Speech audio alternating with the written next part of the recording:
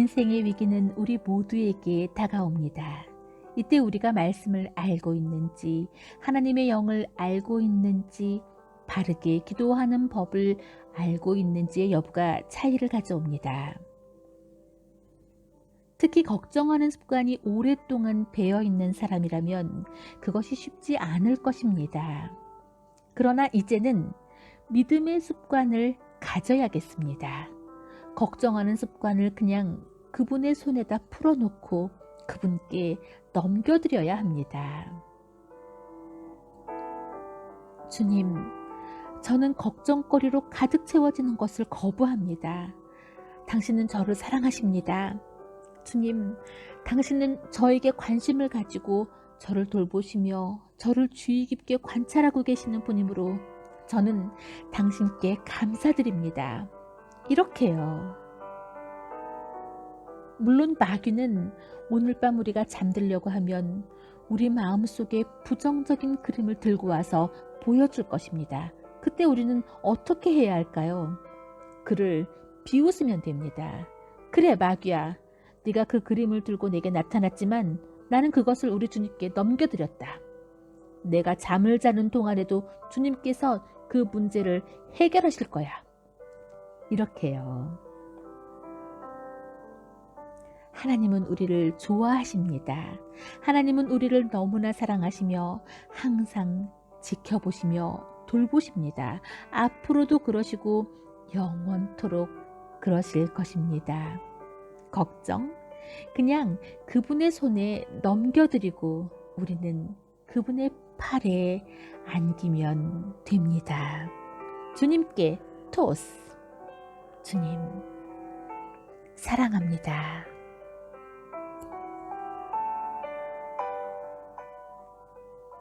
마음을 졸이거나 염려하지 마십시오. 염려 대신 기도하십시오.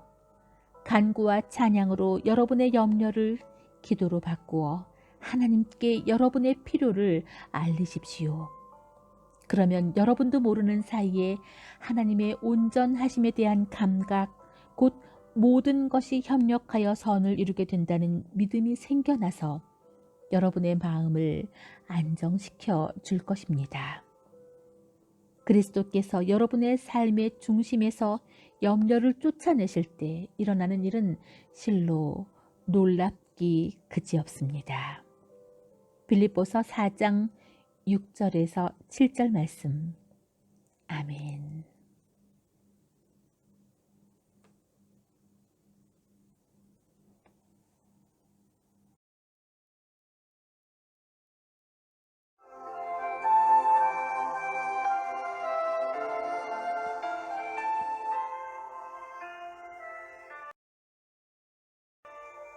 이곳은 코로나19로 인한 이동 통제령이 아직 다 풀리지는 않았지만 그래도 지금은 많이 완화되어서 길에 사람들이 제법 다니고 있다. 가엾은 우리 선교지 영혼들, 이제야 만날 수 있고 뭐라도 가져다 줄 수 있는 길이 열렸다. 그간 참 애달팠었다. 사람이란 가장 힘들 때, 가장 절실할 때 건네주는 작은 손길이 잊지 못할 감사와 위로로 가슴에 사무치고 그야말로 가뭄의 단비가 될 텐데, 이곳 도시에도 크고 작은 도움의 손길들이 필요한 곳이 참 많다. 그것은 비단 물질만은 아니다. 코로나로 경기가 어려워지면서 한국 분들은 철수하신 분도 많고 한국으로 피난 가신 가정도 많다 보니 빈집이 많아서 여러 가지로 돌봐드려야 하는 경우도 많다. 돕는다는 것은 즐거운 일이다. 만약 우리가 돕는다는 하나님의 뜻을 잘 이해하지 못하고 있다면 아마도 선을 행하되 낙심하는 경우, 시험 드는 일들도 많을 수 있을 것이다. 나는 오늘 일부러 창세기 2장 18절 말씀을 묵상할 말씀으로 택했다.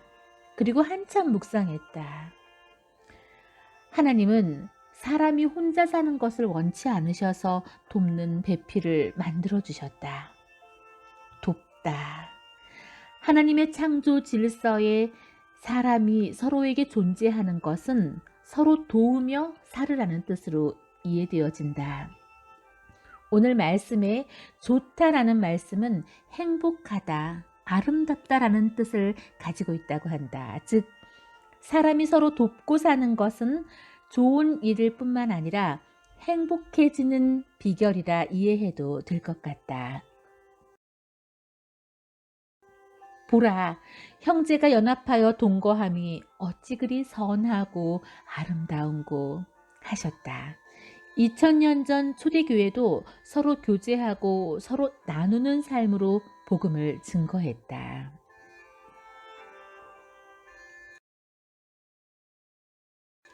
사람은 혼자서는 절대 바로 설 수 없다.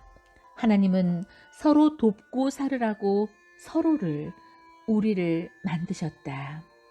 하나님은 사람을 만드실 때 서로 도우며 사는 것이 아름답도록 만드셨다. 사람은 서로 도우며 살라고 만들어진 존재.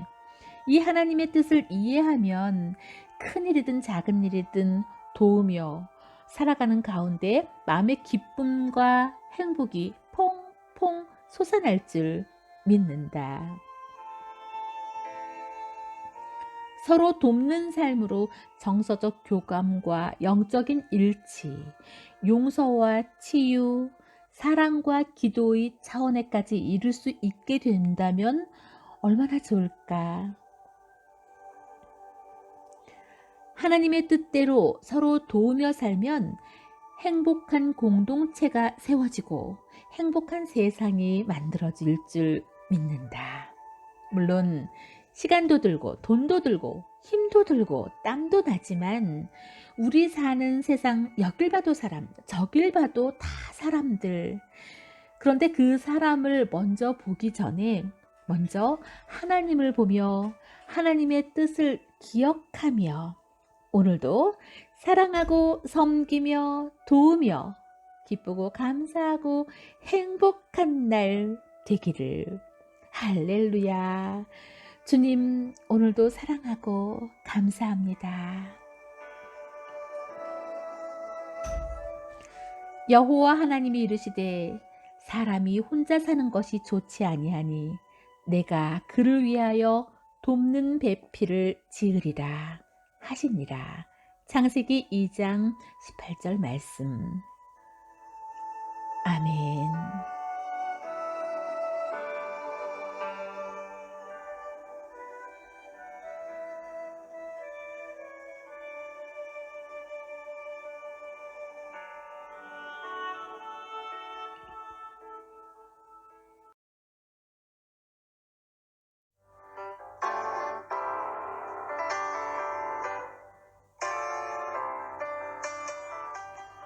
사탄도 졸지도 주무시지도 않는 것 같다.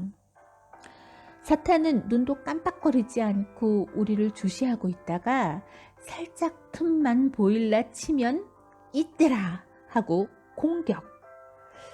그 공격을 당하면 그야말로 말도 안 되게 한순간에 훅 가는 결과를 종종 보고 또 듣게 되었다. 어찌 보면 기도하지 않는 자의 삶이 오히려 더 잔잔할까 싶을 만큼 기도하는 자에 대한 사탄의 공격 만만치 않다. 사랑하려고 하는 자, 희생하고 섬기려고 하는 자, 주의 일 좀 하려고 하는 자에 대한 사탄의 자세는 그야말로 장전 완료, 전투 준비 완료, 공격 개시 명령을 기다리고 있는 군사 같다. 이런 상황에 우리는 느슨하면 지는 거다. 그래, 그냥 관두자 하면 지는 거다.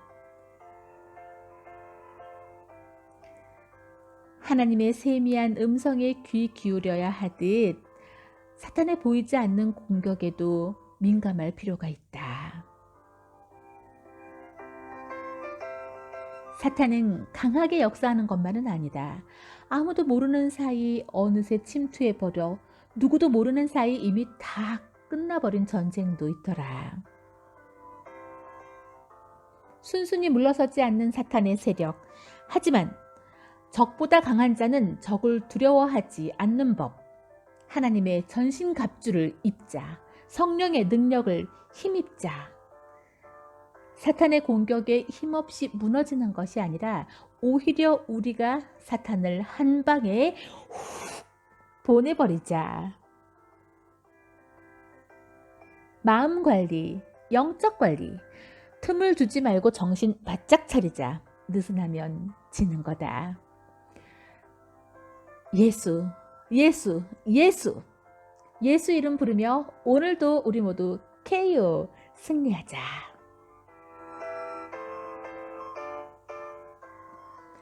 우리의 씨름은 혈과 육을 상대하는 것이 아니요 통치자들과 권세들과 이 어둠의 세상 주관자들과 하늘에 있는 악의 영들을 상대함이라. 그러므로 하나님의 전신갑주를 취하라. 이는 악한 날에 너희가 능히 대적하고 모든 일을 행한 후에 서기 위함이라. 에베소서 6장 12절 13절 말씀. 아멘.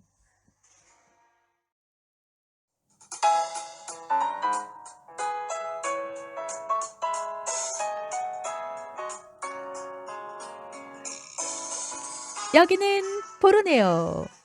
두 날개를 활짝 펴고 푸른 창공을 날아다니는 커다란 독수리. 그런 독수리를 안방 창문으로도 볼 수 있는 곳. 와우, 지금 저것이 비행기인가? 착각할 만큼 흔들림 없는 비행. 하늘 저 높이 날아다녀도 보일 만큼 커다란 날개. 한참을 날아다녀도 지칠 줄 모르는 힘. 오늘 아침 창밖으로 저 큰 흰머리 독수리의 비행을 보면서 가슴이 두근거렸습니다. 왜냐고요? 나에게도 저렇게 큰 날개가 있기 때문이지요. 하나님께서 주신 은혜의 날개가. 인생 사노라 푸드득거리며 날개짓 하다가 지치고 힘에 부치면 또다시 일어서고 날아오를 힘 주시는 은혜의 날개 말이지요. 독수리는 바람이 불면 그 바람을 역이용해서 더 높이 날아 올라간다고 하잖아요. 인생에 모진 바람 불어닥치면 그 바람을 피하고 싶은 게 사람 마음인데, 오직 여호와를 앙망하는 자는 새 힘을 얻으리니 독수리처럼 날개치며 올라감 같을 것이요. 이 말씀에 힘을 얻습니다. 하나님께서 바람을 통해 힘을 실어주심을 믿고 비상하면 어떤 어려움도 이겨내고 오히려 바람을 타고 인생을 즐길 수도 있지 않을까요? 사방으로 우겨쌈을 당하여도 날개가 있는 자는 탈출구가 있습니다. 바로 하늘. 길이 막히고 앞이 보이지 않는 상황에서도 하나님이 함께 하심을 믿고 그가 주신 은혜의 날개를 이용하면 우리는 땅을 박차고 하늘로 솟구쳐 오를 수 있을 줄 믿습니다. 독수리처럼 힘차게 말이죠. 오늘도 내 힘을 포기하고 성령의 바람을 앙망합니다. 주님 주신 은혜의 날개에 활짝 펴고 새 힘을 얻어 비상 화이팅 합니다. 이상 상쾌한 아침 보르네오에서 강혜진 선교사였습니다. 오직 여호와를 앙망하는 자는 새 힘을 얻으리니 독수리가 날개치며 올라감 같을 것이요. 다른 박질하여도 곤비치 아니하겠고 걸어가도 피곤하지 아니하리로다. 이사야 40장 31절 말씀. 아멘.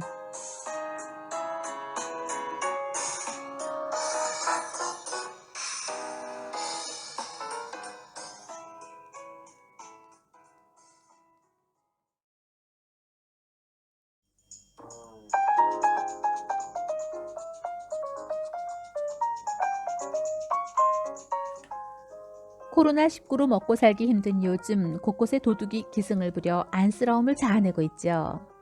하지만 이런 생계형 도둑보다 더 나쁜 지능적 범죄형 도둑들도 참 많습니다. 그런데 우리 몸을 훔치는 도둑도 있습니다. 눈도둑, 귀도둑, 입도둑, 생각도둑. 그것은 당연히 보는 것들, 듣는 것들, 하는 말들, 생각, 즉 교만, 사기, 거짓의 생각 등등이겠죠. 그런데 진짜 조심해야 할 도둑은 따로 있습니다. 바로 우리 영혼을 호시탐탐 노리고 훔쳐가는 영혼 도둑. 이 영혼 도둑은 위장의 달인, 착하고 선량한 모습으로 고차원적 지능범으로 나타나죠. 이 영혼 도둑의 목적은 멸망, 우리 영혼을 그냥 확 멸망시키려 하는 것입니다. 양의 가죽을 쓴 이리처럼 아무리 아름다운 모습을 해도 도둑은 도둑, 미혹시키죠. 영혼을 해치고 죽이고 멸망시키려 합니다. 그래서 도둑이 물건을 훔쳐 달아나면 사람들이 도둑이야 하고 외치잖아요. 그럼 도둑은 깜짝 놀라 도망가죠. 우리의 눈과 귀와 마음과 영혼에도 도둑이 들면 긴급히 주님께 SOS 막 소리쳐야 합니다. 도둑이야 하고요. 그러면 우리를 죄에서 구속하시고 핏값으로 사시고 천국 백성이 되게 하신 예수 그리스도께서 119처럼 짜잔 하고 나타나셔서 우리를 지키시고 도우실 것입니다. 도둑 조심합시다. 주님의 울타리 안에 깃든 우리 영혼 절대 도둑당하지 않도록 오늘도 우리의 주인 되신 주님 곁에 딱 붙어서 조심 또 조심합시다. 잊지 마세요. 도둑의 낌새가 보인다 치면 주님께 SOS 도둑이야 외치는 거요. 도둑이 오는 것은 도둑질을 하고 죽이고 멸망시키려는 것뿐이요.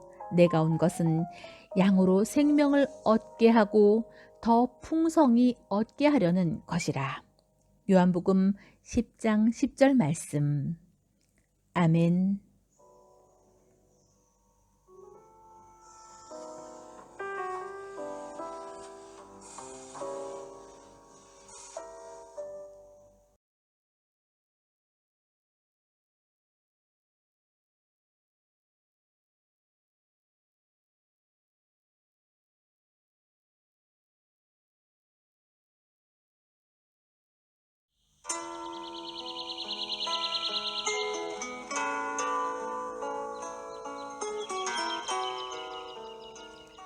몇 해 전 아주 큰 비가 왔을 때 동네에 커다란 나무 한 그루가 있었는데 그 나무가 힘없이 넘어져 버렸습니다. 이 커다란 나무가 맥없이 넘어지는 모습을 보았을 때 정말 그 놀라움이란 금치 못하겠더라고요. 그런데 뿌리까지 뽑힌 채 넘어진 지 벌써 3년이나 지난 그 나무, 지금까지 누워만 있는 그 나무는 신기하게도 지금까지 여전히 푸른 잎이 무성하기만 하답니다. 그 나무는 비록 모진 비바람을 이기지 못하고 꺾어 넘어지는 시련을 겪었지만 메마르지도 않고 죽지도 않고 그렇게 꿋꿋하게 살아서 누워있는 채로도 푸른 잎들을 낳아주고 맑고 깨끗한 공기를 뿜어주는 착한 일을 하고 있죠. 그 길을 지날 때마다 그 나무를 보면서 교훈을 얻습니다. 비록 쓰러지고 넘어졌을지라도 끝까지 포기하지 않고 한 줄기 남은 뿌리로도 힘써서 땅속 자양분을 빨아 올려 잎새 하나하나에 생명력을 전하여 준 나무. 나무에게 생명은 땅속 자양분과 햇빛이듯 우리 인생도 시련과 고난이 불어와 넘어질지라도 결단코 생명이신 예수 그리스도 놓지 않고 그의 말씀 붙잡고 이겨내야 한다는 믿음의 교훈을 그 나무를 보며 다시금 일깨우게 됩니다. 우리 인생에서 슬픔이란 고난이란 잠시 스쳐 지나가는 것일 뿐 죽은 듯 쓰러졌던 저 거대한 나무도 다시 살아나서 메마르지 않고 누워서까지도 무성이 자라나는 것처럼 예수 그리스도께서 우리 안에 계시니, 생명의 말씀이 우리 안에 계시니, 예수 믿는 우리의 인생은 언제나 기적의 연속이요, 축복의 날들이요, 영광의 날들일 줄 믿습니다. 예수님을 믿고 살아가는 인생은 정말 얼마나 든든하고 이렇게 힘이 있고 행복한지 모르겠습니다. 오늘 우리도 비록 넘어졌을지라도 예수 그리스도로 말미암아 잎이 청청하고 생명력 뿜뿜 활기차게 뿜어내는 우리 모두 다 되시길 오늘도 화이팅 합니다. 그는 물가에 심어진 나무가 그 뿌리를 강변에 뻗치고 더위가 올지라도 두려워하지 아니하며 그 잎이 청청하며 가무는 해에도 걱정이 없고 결실이 그치지 아니함 같으리라. 예레미야 17장 8절 말씀. 아멘.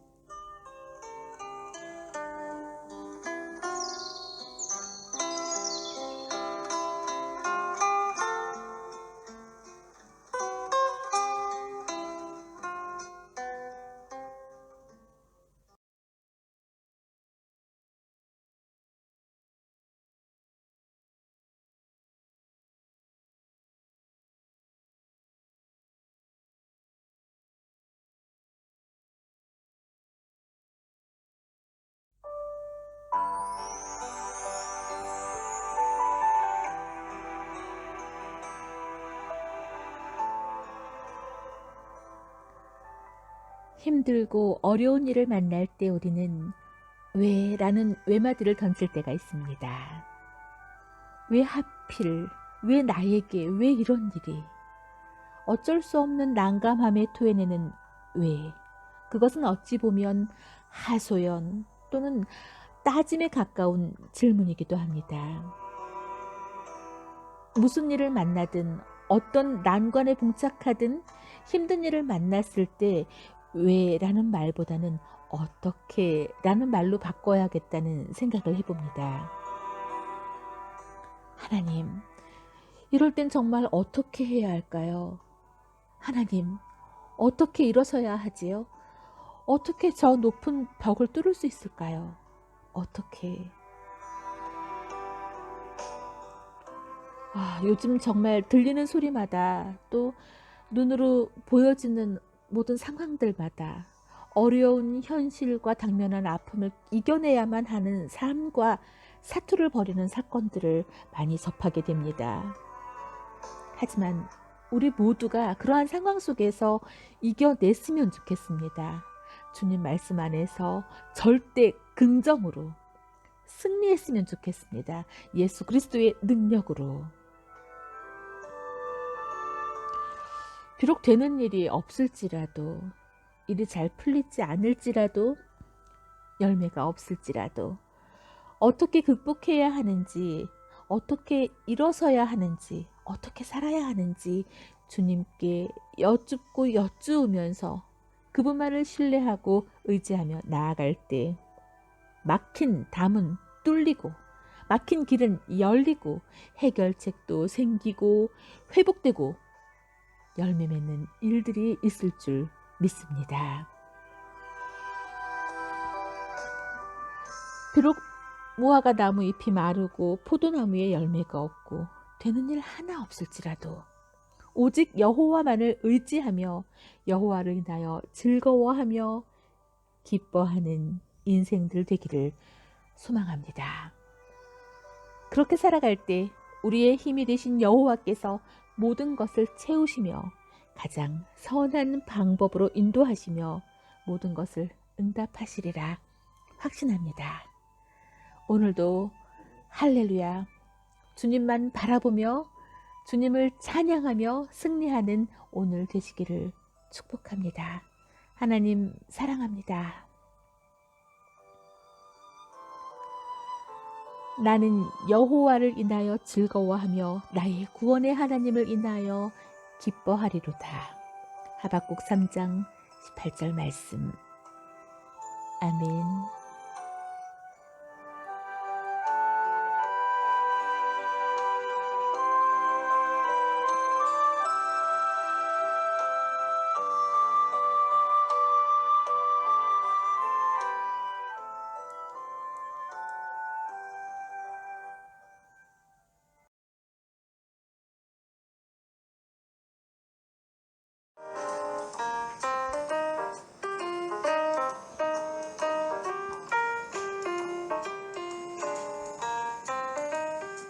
옛날 옛날 어느 궁궐에 마음 착한 임금님이 살고 있었어요. 어느 날 임금님에게 요정이 나타났어요. 그리고는 소원을 말하면 다 들어주겠다고 하는 거예요. 와, 임금님 얼마나 좋았을까요? 그래서 곰곰이 생각을 하다가 문득 자신의 손을 보게 되었어요. 그래서 말하죠. 내 손이 닿는 것마다 다 금으로 변하게 해주시오. 이렇게 말이지요. 그러자 요정이 띠리링 팅팅 요술 지팡이를 흔들어 주자 임금님의 손에 힘이 생기더니 정말 만지는 것마다 모두 금으로 변해버리는 게 아니겠어요? 임금님은 좋아서 어쩔 줄 몰랐어요. 와, 정말 좋았을 것 같아요. 그런데 얼마 후 임금님은 살짝 배가 고팠어요. 그래서 빵을 먹으려고 빵 하나를 손으로 쥐어 들자 빵이 금으로 변해버렸지 뭐예요. 귀여운 강아지가 꼬리를 흔들며 다가와서 쓰다듬어 주니 와, 강아지도 금으로 변해버렸어요. 세상에, 사랑하는 딸 공주도 다가와서 안아주니 사랑하는 딸마저 금으로 변해버리고 만 거예요. 큰일 났죠. 슬픔에 빠진 임금님은 결국 다시 소원을 빌어서 모든 것이 제대로 돌아왔답니다. 이 동화를 읽으면서 하나님께서 우리가 부르짖는 모든 기도마다 다 응답해 주시면 큰일 날 수도 있겠구나 하는 생각을 해보게 되었어요. 성령님께서 우리가 하나님의 뜻에 합당한 기도를 올릴 수 있도록 우리의 기도를 도우시는 분이라는 것도 깨닫게 되고요. 은혜 없이는 한순간도 살아갈 수 없는 우리들, 그 은혜의 비는 우리들의 기도를 통해서도 내리겠죠. 오늘도 성령의 인도하심 따라 욕심 없는 기도, 하나님의 뜻에 합당한 기도를 드림으로써 은혜의 단비에 흠뻑 젖는 우리 모두들 되시기를 기도합니다. 구하여도 받지 못함은 정력으로 쓰려고 잘못 구함이라. 야고보서 4장 3절 말씀. 아멘.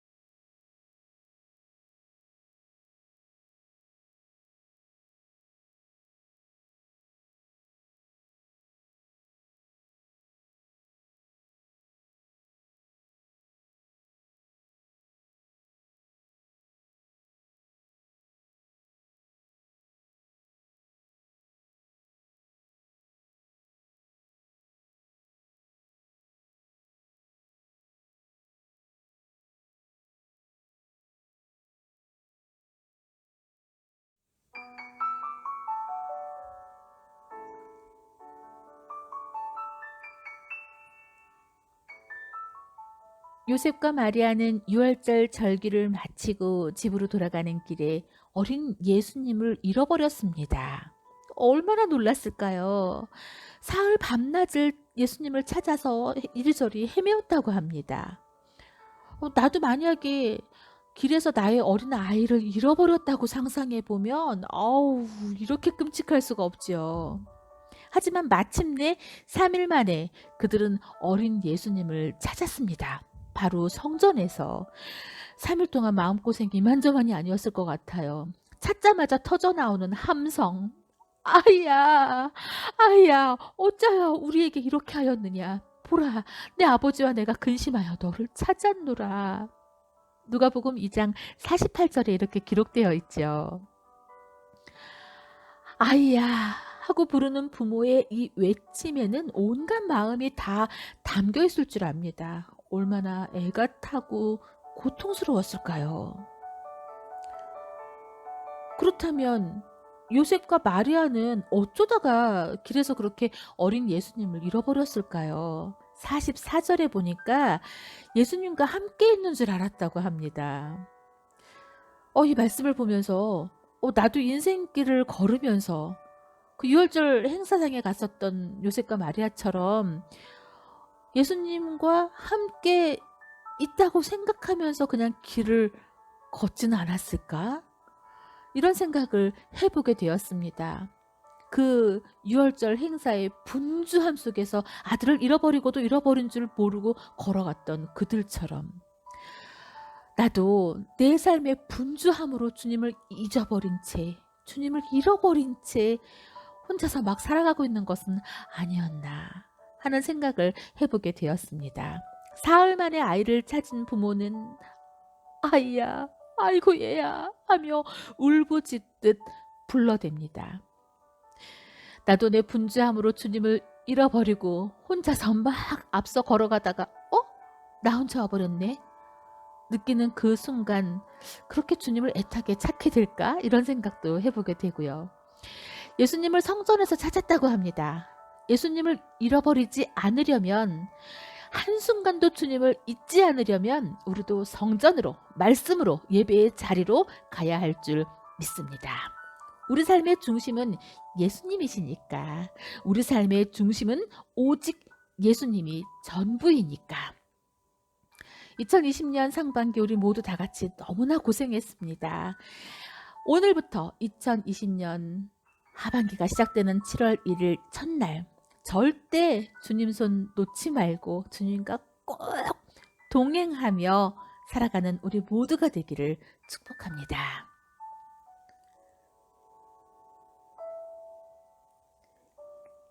예수께서 이르시되 어찌하여 나를 찾으셨나이까?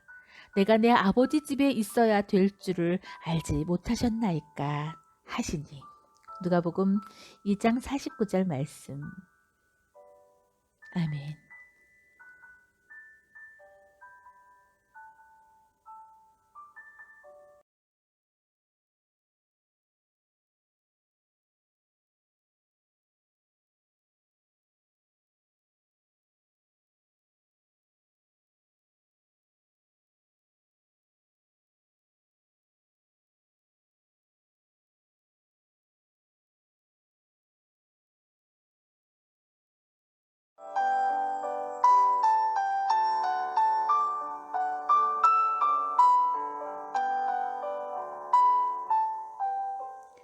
코로나 사태를 겪으면서 남편은 요즘 혈액형 얘기를 참 자주 한다. 남편은 A형, 나는 O형. 평소 남편은 A형에 대한 자부심이 참 많았다. 소심한 듯하지만 세심하고 침착하고 무슨 일이든 끝까지 잘 해결하는 차분함 등등해. 그런데 요즘 같은 팬데믹 상황을 겪기에 A형으로서는 너무 힘들다는 이야기를 하면서 O형이 부럽다는 이야기를 한다. 사실 남편에게 O형 성격 부럽다는 말 처음 들어본다. 많은 사람들이 아프고 또 힘들고 사회적 거리를 두어야만 하고 사람을 자유롭게 만나지도 못하고 무엇보다 예배도 함께 드리지 못하는 이 상황을 견뎌내는 것이 지치고 힘들어하는 모습을 역력히 볼 수가 있다. 사람들의 성격은 모두 다 다르다. 나는 바울을 참 자주 생각하게 되는데 바울은 어떤 성격이었을까? 역대 하나님의 사람 중에서 가장 많은 시련을 겪은 사역자 가운데 한 사람이라고 하는데 목숨 건 전도 여행 중에 탄압과 핍박을 견뎌내기에 그의 성격은 과연 전도 스타일이었을까? 내가 아무래도 선교사이기 때문에 이런 생각을 하게 되는 것 같다. 바울의 혈액형은 무엇이었을까? 여하튼 혈액형. 나는 예전에 사람들이 혈액형에 대해서 운운하면서 내게 혈액형이 무엇이냐고 물어오면은 나는 사모형이라고 대답했었다. 목사 아내로서 오래 살다 보니 나의 정체성이 사라진 것 같은 느낌이랄까? 그런데 요즘은 혈액형을 물어오면 예수님이랑 같은 혈액형이요 라고 대답하고 싶다. 예수님에게서 영적 수혈을 받았고 앞으로도 계속 그 수혈을 받으며 살아가야만 하니까. 그렇게 보면 하나님의 자녀는 너도 나도 다 같은 혈액형 아닐까? 예수 그리스도의 보혈, 그 보혈은 우리의 생명, 피 없이 살 수 없지. 예배를 통해 끊임없이 영적 수혈을 받고 살자. 나를 정결케 할 그 피, 그 보혈. 나는 예수님과 같은 혈액형이다. 피는 못 속인다고 한다. 유전인자가 얼마나 무서운지 자식은 부모를 뚝 닮는다. 나도 예수님 뚝 닮았으면 좋겠다. 형제들아, 너희는 함께 나를 본받으라. 그리고 너희가 우리를 본받는 것처럼 그와 같이 행하는 자들을 눈여겨보라. 빌립보서 3장 17절 말씀. 아멘.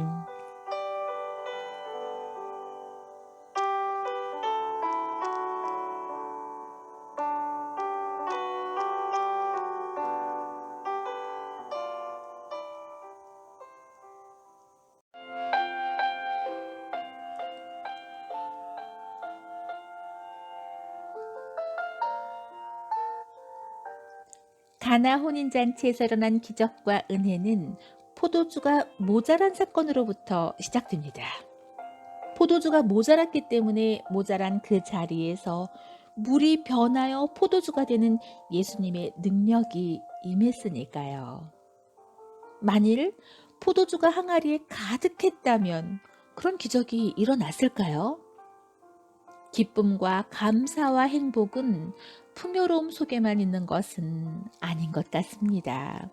우리는 곳간의 양식이 바닥났을 때, 통장이 마이너스가 됐을 때, 하나님의 도움이 절실히 필요할 때 정말 간절한 심령으로 보좌 앞에 나아갑니다. 간절히 부르짖으며 엎드리며 아버지 은혜의 품속을 파고들지요. 주님은 모자랄 때마다, 연약할 때마다 엎드려 드리는 기도에 응답하십니다. 하늘 창고를 열어 채워주시며 사람들을 동원시키시고 기적을 베푸시고 응답하십니다. 모자람, 그 부족함에는 항상 하늘의 은혜로 풍성합니다. 가나의 혼인잔치처럼 더 좋은 포도주를 만들어 주시지요. 우리 인생에 모자란 것이 어디 한둘인가요?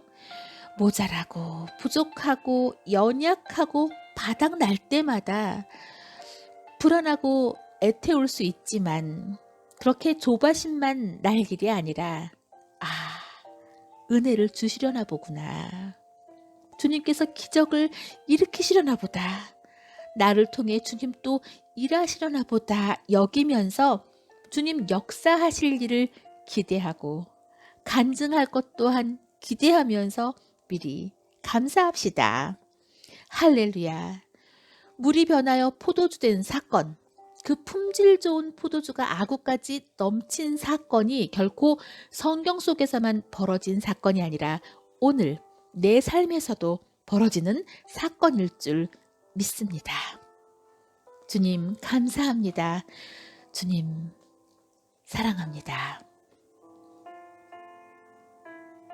예수께서 그들에게 이르시되 항아리에 물을 채우라 하신즉 아귀까지 채우니 이제는 떠서 연회장에 갖다 주라 하심에 갖다 주었더니 연회장은 물론 물로 된 포도주를 맛보고 어디서 났는지 알지 못하되 물떠온 하인들은 알더라. 연회장이 신랑을 불러 말하되 사람마다 먼저 좋은 포도주를 내고 취한 후에 낮은 것을 내거늘 그대는 지금까지 좋은 포도주를 두었도다 하니라.